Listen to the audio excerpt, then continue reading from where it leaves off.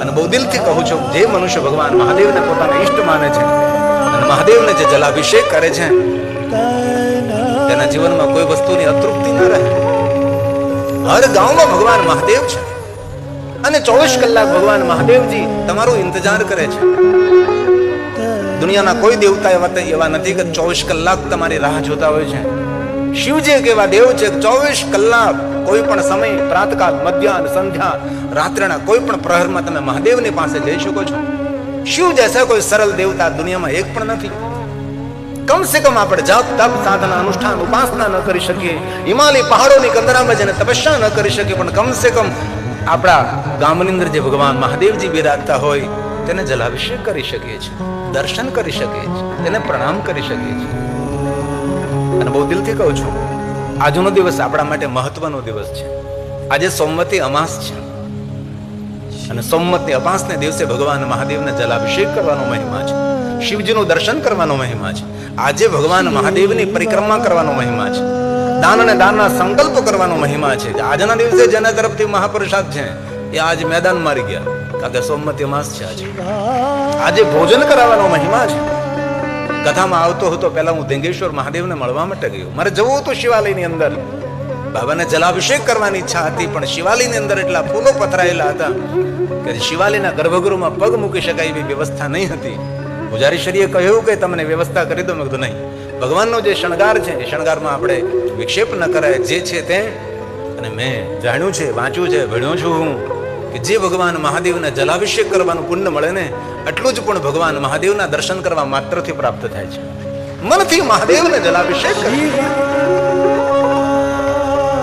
આપણા સૌનો પિતા છે, સ્વયંભૂ છે, વિભૂ છે, પ્રભુ છે, એ શિવ છે, એ શંભુ છે. આજનો દિવસ તો ભૂલવો નહીં જોઈએ. લાખોની, કરોડોની જીવનના દરેક મહત્વના કામોને છોડીને ભગવાન મહાદેવના આજના દિવસે દર્શન કરવા જોઈએ. આશા રાખું છું કે તમે જવું શિવકથામાં બિરાજમાન છો, સૌ તમે ધીંગેશ્વર મહાદેવને મળીને આવ્યા છો. અને હું તો હસતા હસતા મનોમાં એમ કહું છું કે ધીંગા માણસને જે ધીંગા મહાદેવની પૂજા કરે ને એ કોઈ દુબળો ન પડે, ન પ્રતિષ્ઠામાં દુબળો પડે, ન નાણે દુબળો પડે, ન શરીરે દુબળો પડે. ધીંગેશ્વર મહાદેવ કેટલું સુંદર નામ છે. બાબાને જલાભિષેક કરીએ. સહાર્જુનમ, અર્જુન સાથે દ્વારકાધીશ ભગવાન મહાદેવને જલ ચડાવે છે. શિવજીને સોના, ચાંદી, હીરા, મોતી ક્યાં જોઈએ છે? બાબાને જલાભિષેક કરવા જગ પ્રસિદ્ધ છે. અને જલાભિષેકના સ્તોત્ર મંત્ર કોઈ પણ કંઠસ્થ ન હોય, ઓમ નમઃ શિવાય બોલીને, મહાદેવ મહાદેવ બોલીને, શિવ શિવ, અરે મૌન બોલીને મહાદેવને જલ ચડાવી શકો છો. મનને એકાગ્ર કરવા માટે, મનને મહાદેવને જોડવા માટે જલાભિષેક શ્રેષ્ઠ ઉપાય છે. હતાશા, નિરાશા, ડિપ્રેશનમાંથી બહાર નીકળવા માટેનો શ્રેષ્ઠ ઉપાય હોય તો મહાદેવને જલ ચડાવો. પીછે હટ થયું હોય, પ્રતિષ્ઠા કલંકિત થયું હોય, સન્માન ભંગ થયું હોય, માનસિક રીતે અપસેટ થયા હોય અને જીવનમાં સેટ થવું હોય તો મહાદેવને જલ ચડાવો, મહાદેવને જલાભિષેક કરો. જગ પ્રસિદ્ધ. પ્રશ્ન એક ઉઠે કે ભગવાન મહાદેવની વંદના ભગવાન વ્યાસજીએ કરી તો શંભુ નામ શા માટે? ભગવાન શંકરજીના તો અગણિત નામ છે, જે વિષ્ણુ ભગવાનના મુખમાંથી પ્રગટ થયેલા છે. ને શંકર નામ પસંદ કર્યું, ને મહેશ નામ પસંદ કર્યું, ને રુદ્ર નામ પસંદ કર્યું. શંભુ શા માટે? જયારે અમે ભણવા જઈએ ને ત્યારે અમારા આચાર્યો અમને શીખવાડે, આ પ્રશ્ન થવો જોઈએ. ત્યારે કહ્યું જે સ્વયંભૂ છે, જે વિભૂ છે, એ શંભુ છે. અને આપણે સૌ જાણીએ છીએ કે ભગવાન શિવજીના કોઈ માતા નહીં, કોઈ પિતા નહીં. એ સ્વયં જગતના માતા પિતા છે ભગવાન શિવ. આપણા સૌનો પિતૃ છે. અને શિવપુરાણ ગ્રંથમાં ભગવાન વ્યાસજી એ પણ વાત કરી છે કે જે કોઈનો ઈષ્ટદેવ ભગવાન, જેમને પોતાના કુળ દેવતાની ખબર ન હોય, એવા ઘણા બધા પરિવાર છે જેમને કુલ દેવતા કોણ છે એમને ખબર નથી. જેમને પોતાના કુળ દેવતાની ખબર ન હોય એ મનુષ્ય મહાદેવને પોતાના કુળ દેવતા માની શકે છે, ઈષ્ટ દેવતા માની શકે છે. કુલ દેવતા, ગ્રામ દેવતા, પિતૃ દેવતા, માતૃ દેવતા, ગુરુ દેવતા, સર્વ દેવતા. જગત પિતરમ, અમારા સૌનો પિતા છે. આ શબ્દ પ્રસાદ ભગવાન વ્યાસજીનો છે. હું તો એક મધ્યસ્થી છું, હું તો એક શિક્ષક છું, ટીચર છું. જે આચાર્યો પાસેથી મેં ભણ્યા છે, જે શીખ્યા છે તમારા સુધી પહોંચાડવાનો પ્રયાસ છે. જે કાંઈથી કહેવામાં આવે, બોલવામાં આવે છે, ભગવાન મહર્ષિ વેદવ્યાસજીનો પ્રસાદ છે. આપણા શાસ્ત્રોમાં કહ્યું તીર્થ નિવાસ કરો. આમ તો એવું કહ્યું છે કે વ્યવહાર પૂર્ણ થઈ જાય ને વ્યવહાર પૂર્ણ થયા બાદ બાકીની શેષ આયુ વિશેષ પ્રકારે તીર્થોમાં રહેવું. અને આવા ઘણા બધા મેં જોયા છે ડાહ્યા માણસો કે બધું છોડી પોતાની થોડી ઘણી મૂડી હોય લઈ અને તીર્થોમાં નિવાસ કરતા હોય છે. બાકીનું રહેલું જીવન ભગવાનને સમર્પિત કરતા હોય છે. ઘરમાં હાડાડ થવું એના કરતા તીર્થોમાં જતું રહું શું ખોટું ભાઈ? વેદના નહીં થાય છોડવાની, બાકી અંત સમયે તો છોડવું પડશે જ. પણ ભગવાનને પ્રાર્થના પણ કરીએ, ઉર્વાર કમે બંધનાત મૃત્યુ મોક્ષીમાં અમૃતા, એવી રીતે મને માયાના બંધનોમાંથી મુક્ત કરાવજે ભગવાન. અમને કે અમારા પરિવારને વેદના ન થાય, પીડા ન થાય. તો ક્યારેક કાશીમાં જવાનું થાય તો મધ્યમેશ્વર મહાદેવ એ ભગવાન મહર્ષિ વેદવ્યાસજીની તપસ્થલી છે. અત્યારે જે તમે જોઈ રહ્યા છો ટીવીમાં એ મધ્યમેશ્વર મહાદેવ છે. અને કાશીમાં રોકાણ કરી ગલી ગલીમાં મેં શિવલિંગને મળ્યો છું. આવી બધી ગલીઓ છે, એમાં સ્થાનિક માણસને સાથે રાખવા પડે છે. અને પૂરી રેકોર્ડિંગની ટીમ સાથે એક એક મહાદેવને મળ્યા છે. વ્યાસ કાશી પણ છે, ત્યાં વ્યાસેશ્વર મહાદેવનું બહુ જ પ્રાચીન ભગવાન શિવજીનું સ્થાન પણ છે. આ છે વ્યાસેશ્વર મહાદેવ. આપણે ગુજરાતીઓ બહુ ઓછા જાય, નહીં વાત જતા જ નથી. સમજો, ભગવાન મહર્ષિ વેદવ્યાસ દ્વારા સ્થાપિત છે વ્યાસ નગરી, વ્યાસ કાશી, વ્યાસેશ્વર મહાદેવ.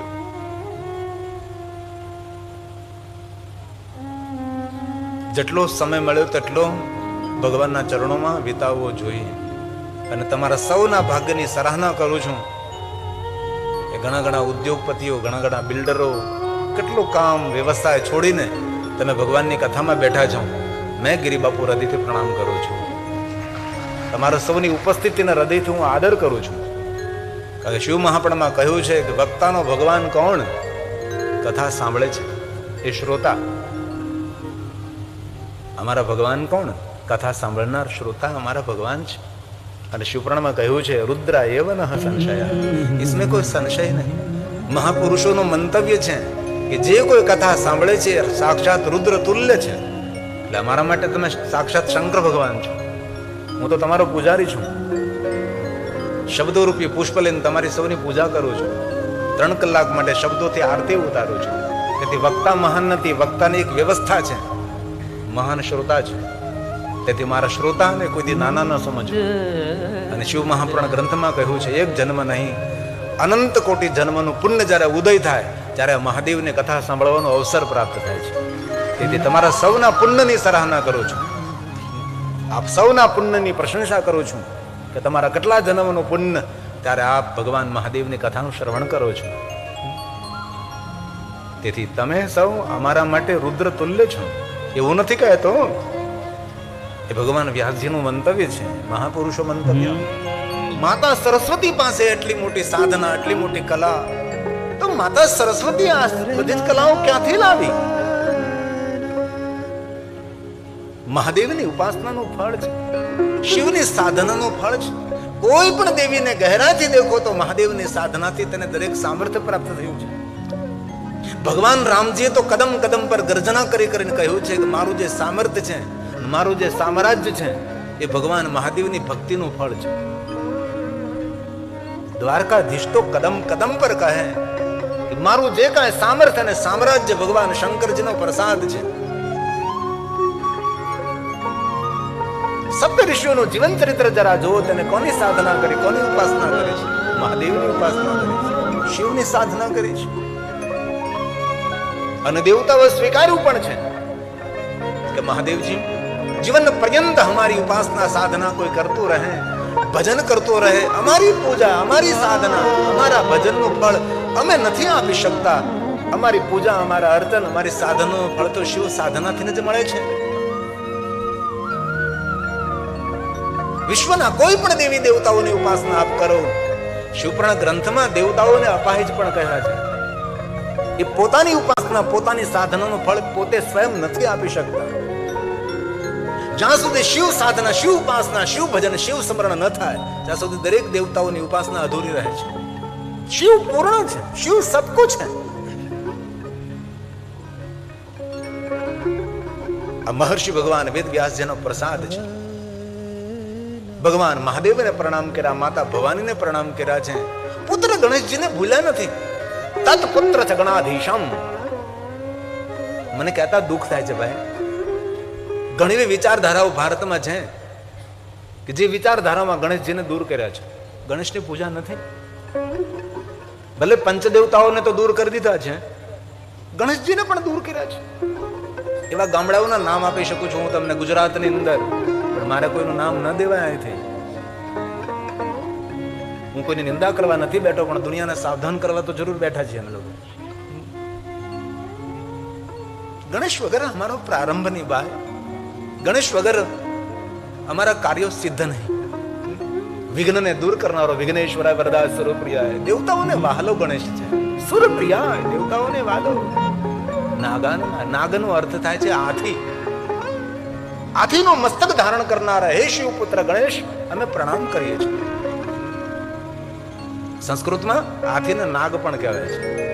હાથીનું મસ્તક ધારણ કરનારા એવા ગણેશજી. શિવ જેવું સામર્થ્ય કોણ આપી શકે? તેથી વધારે કાંઈ યાદ ન રહે, કમ સે કમ 12 જ્યોતિર્લિંગને યાદ રાખવા. આશા રાખું છું આ સોમવાર પણ છે, સોમવતી માસ પણ છે, તમારા સૌના મુખ ધ્વનિમાંથી થોડો ભગવાનના નામનો પ્રસાદ પ્રગટ થાય અને વાયુમંડળમાં આપની પણ ધ્વનિ થોડી મિશ્રિત થાય એવી અપેક્ષા સાથે. જેને કંઠસ્થ હોય એ સાથે બોલશે, સાથે રહેશે, આગળ પાછળ નહીં થાય. પણ જેમને મુખપાઠ ન હોય તેને ગભરાવવું નહીં, તેને લિપ મોમેન્ટ કરવી, ઓઠ ફફડાવવા. એટલે મને સંતોષ થાય કે આને થોડું ઘણું તો આવડે છે. કારણ કે કથા એક સ્કૂલ છે. આપણે ભણેલા હોય તો પણ ભણવા જવું પડે. હજી પણ લોકો ભણે છે. હમણાં જે યુનિવર્સિટીની બાજુમાંથી હું જઈ રહ્યો હતો તો મેં પ્રિતેશ મહેતાને કહ્યું કે આપણને ભણાવે? તો કે હા ભણાવે. અને પૂજ્ય મહાત્મા ગાંધી પૂજ્ય બાપુ કહેતા હતા કે માણસે જીવન પર્યંત ભણવું જોઈએ, શીખવું જોઈએ. આજે દરેક ક્ષેત્રના ક્લાસ આવે છે. ખેતીમાં તમારે જો ઓછા પાણીએ ખેતી કરવી તમે કઈ રીતે કરી શકો, આપણી ધરતીને ફળદ્રુપ બનાવવી હોય તો કઈ રીતે બનાવી શકો છો, ઝેરલી ધરતીને ફરીવાર તમારે રિમોટ કરવી હોય તો કેવી રીતે તમે કરી શકો છો. આના ક્લાસ ચાલે છે, ભણવાનું ચાલે. અને સરકાર મફત ભણાવે છે ખેડૂતોને. પણ ગામડામાં રહેતો અંતરિયાળ માણસ તેને ખબર ન હોય કઈ જગ્યાએ કોણ ભણાવે છે, કોની કેટલી સબસિડી મળે છે, કઈ રીતે શું થઈ રહ્યું છે. અને એના પણ માર્ગદર્શક સરકારી માણસો હોય છે. ઘણું બધું આ સમાજ આ સમયની અંદર થઈ રહ્યું છે, પણ લાભ લેનારા અને ત્યાં સુધી વાત પહોંચાડનારા માણસો બહુ દુનિયામાં ઓછા હોય છે. તો આइए साथ में और भाव के साथ, भक्ति के साथ. આ સોમવાર છે. भगवान महर्षि वेद व्यास रचित शिव महापड़ अंतर्गत बहुत कुछ कहा है. सब कुछ नहीं कहा, कभी नहीं हो सकता. મહાદેવના બારે બધું જ શિવ મહાપણમાં કહ્યું છે. સંભવે નહીં સર્વથા. શિવ મહાપણમાં ઘણી બધી કથાઓ મહાદેવને નથી. સ્કંદ પુરાણમાં છે, લિંગ પુરાણમાં છે, તામિલી ગ્રંથ શિવ રહસ્યમ, એમાં તો અનંત કથાઓ મહાદેવની છે.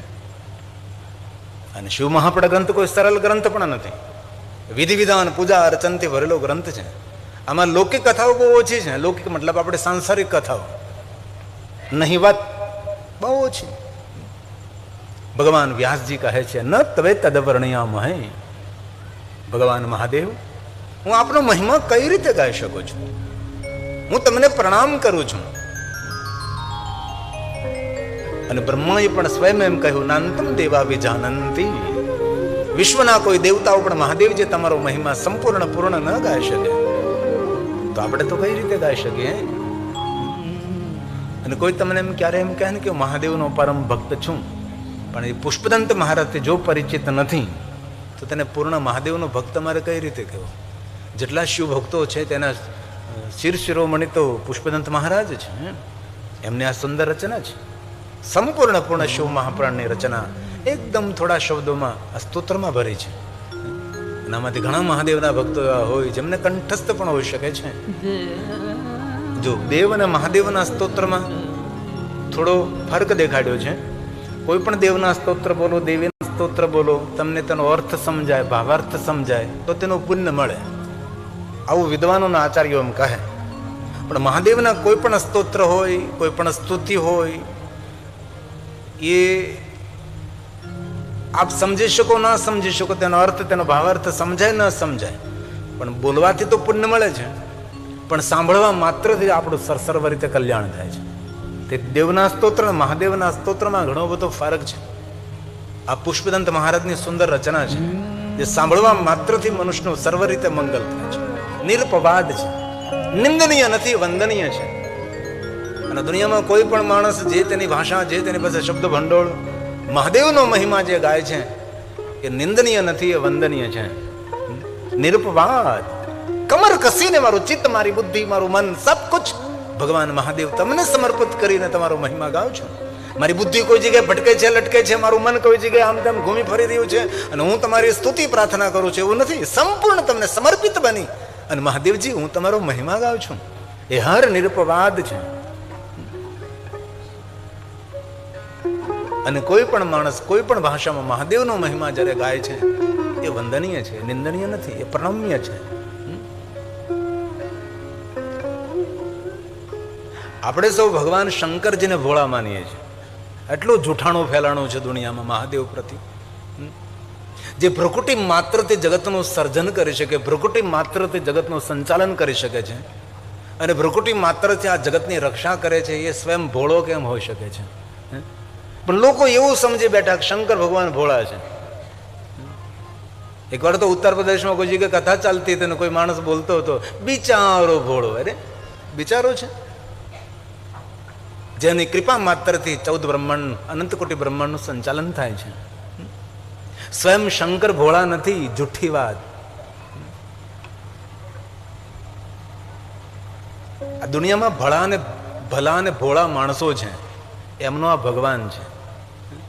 ન જાનામિ યોગમ જપમ નૈવ પૂજાનતો હુમ સદા સર્વદા શંભોતુભ્યમ. મંત્રહીનમ ક્રિયાહીનમ ભક્તિહીનમ સુરેશ્વર. ના જાનું પૂજા વંદન, ના પૂજા કી રીત, એમનો ઈશ્વર છે. જે ભલા છે, ભોળા છે, તેમનો ભગવાન છે. તેથી આપણે શંકર ભગવાનને ભોળાનાથ કહીએ છીએ. લોકો એવું સમજે બેઠા કે સ્વયં ભોળો છે.